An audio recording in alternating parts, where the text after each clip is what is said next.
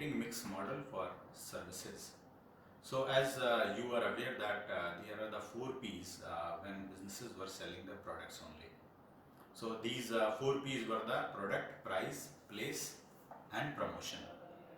But when services came into existence and people have started or businesses have started selling services, so 3 new P's were added into a marketing mix.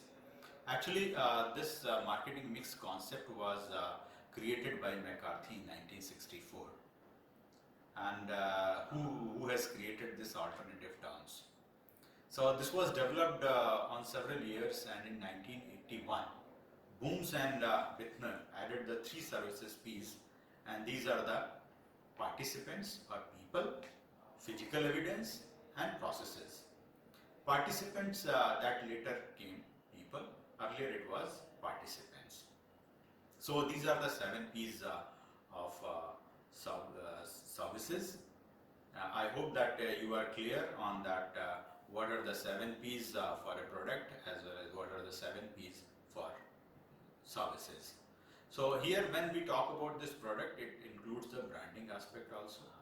And in digital marketing context, that strategy, implementation and practices, that participants, that is having this long perspective, wherein that incorporates so many of these aspects of this in terms of this people, like individuals on the marketing activities, individuals on the customer contact, recruitment, culture, image, training, as well as the skills.